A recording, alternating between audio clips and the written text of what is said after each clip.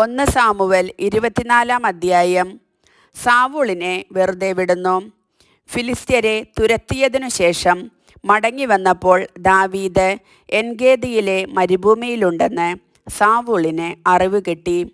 ഉടനെ അവൻ ഇസ്രായേല്യരിൽ നിന്ന് തിരഞ്ഞെടുത്ത 3000 പേരെ കൂട്ടിക്കൊണ്ട് ദാവീദിനെയും അനുചരന്മാരെയും അന്വേഷിച്ച് കാട്ടാടിൻ പാറകളിലേക്ക് പോയി. അവൻ വഴിയരികിലുള്ള ആലകളിലെത്തി അവിടെ ഒരു ഗുഹയിൽ വിസർജനത്തിനായി കടന്നു. അതേ ഗുഹയുടെ ഉള്ളറകളിലായിരുന്നു ദാവീദും അനുയായികളും ഒളിച്ചിരുന്നത്. ദാവീദിനോട് അനുയായികൾ പറഞ്ഞു, ഞാൻ നിന്റെ ശത്രുവിനെ നിന്റെ കയ്യിൽ ഏൽപ്പിക്കും, നിനക്കിഷ്ടമുള്ളത് അവനോട് ചെയ്യാം എന്ന് കർത്താവ് അങ്ങയോട് പറഞ്ഞിരുന്ന ആ ദിവസം ഇതാണ്. ദാവീദ് എഴുന്നേറ്റ് സാവൂളിൻ്റെ മേലങ്കിയുടെ അറ്റം പതുക്കെ മുറിച്ചെടുത്തു. അതോർത്ത് അവൻ പിന്നീട് വ്യസനിച്ചു. അവൻ അനുയായികളോട് പറഞ്ഞു, എൻ്റെ യജമാനനെതിരെ കൈ ഉയർത്താൻ അവിടുന്ന് ഇടവരുത്താതിരിക്കട്ടെ, എന്തെന്നാൽ അവൻ കർത്താവിൻ്റെ അഭിഷിക്തനാണ്. ഇങ്ങനെ പറഞ്ഞ് ദാവീദ് തൻ്റെ അനുയായികളുടെ മേൽ നിയന്ത്രണം ചെലുത്തി. സാവൂളിനെ ആക്രമിക്കാൻ അനുവദിച്ചില്ല. സാവൂൾ ഗുഹയിൽ നിന്നിറങ്ങി തൻ്റെ വഴിക്കു പോയി. ദാവീദും ഗുഹയിൽ നിന്ന് പുറത്തിറങ്ങി. എൻ്റെ യജമാനനായ രാജാവേ എന്ന് സാവൂളിനെ പുറകിൽ നിന്ന് വിളിച്ചു. സാവൂൾ തിരിഞ്ഞു നോക്കിയപ്പോൾ ദാവീദ് സാഷ്ടാംഗം വീണ് വിധേയത്വം കാണിച്ചു. അവൻ സാവൂളിനോട് ചോദിച്ചു, ദാവീദ് അങ്ങയുടെ ശത്രുവാണെന്ന് പറയുന്നവരുടെ വാക്കുകൾ അങ്ങ് കേൾക്കുന്നതെന്തിന്? കർത്താവ് ഇന്ന് ഈ ഗുഹയിൽ വച്ച് അങ്ങയെ എൻ്റെ കയ്യിൽ ഏൽപ്പിച്ചതെങ്ങനെയെന്ന് അങ്ങു തന്നെ കണ്ടില്ലേ?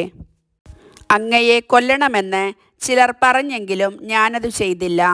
എൻ്റെ യജമാനനെതിരെ ഞാൻ കൈ ഉയർത്തുകയില്ല.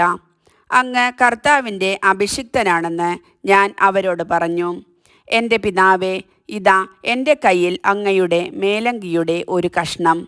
ഞാൻ അതിൻ്റെ അറ്റം മുറിക്കുകയും അങ്ങയെ കൊല്ലാതിരിക്കുകയും ചെയ്തതിനാൽ ഞാൻ ദ്രോഹിയോ തെറ്റുകാരനോ അല്ലെന്ന് അങ്ങ് അറിഞ്ഞാലും ഞാൻ അങ്ങേക്കെതിരായി തെറ്റു ചെയ്തിട്ടില്ല. എന്നിട്ടും അങ്ങ് എൻ്റെ ജീവൻ അപഹരിക്കാൻ അവസരം തേടി നടക്കുന്നു.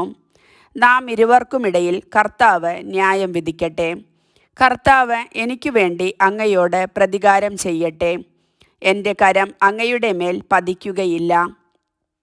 ദുഷ്ടത ദുഷ്ടനിൽ നിന്ന് പുറപ്പെടുന്നുവെന്നാണല്ലോ പഴമൊഴി.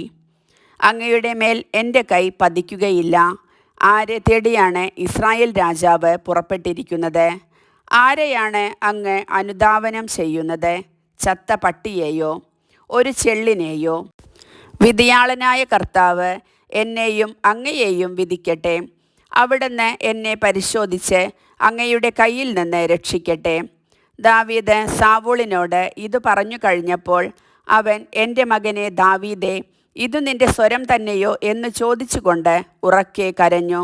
അവൻ ദാവീദിനോട് പറഞ്ഞു, നീ എന്നേക്കാൾ നീതിമാനാണ്. ഞാൻ നിനക്കു ചെയ്ത തിന്മയ്ക്കു പകരം നീ നന്മ ചെയ്തിരിക്കുന്നു.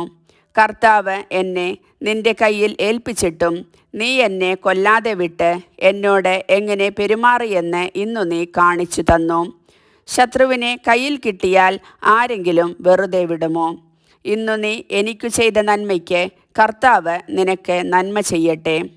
നീ തീർച്ചയായും രാജാവാകുമെന്നും ഇസ്രായേലിൻ്റെ രാജത്വം നിന്നിൽ സ്ഥിരപ്പെടുമെന്നും എനിക്കറിയാം. ആകയാൽ എനിക്കു ശേഷം എൻ്റെ സന്തതിയെ നിർമൂലമാക്കി എൻ്റെ നാമം എൻ്റെ പിതൃഭവനത്തിൽ നിന്ന് നീക്കം ചെയ്യുകയില്ലെന്ന് കർത്താവിൻ്റെ നാമത്തിൽ നീ എന്നോട് സത്യം ചെയ്യണം. ദാവീദ് സാവൂളിനോട് അങ്ങനെ സത്യം ചെയ്തു. സാവൂൾ കൊട്ടാരത്തിലേക്ക് പോയി. ദാവീദും അനുയായികളും സങ്കേതസ്ഥാനത്തേക്കും പോയി. കർത്താവിൻ്റെ വചനം.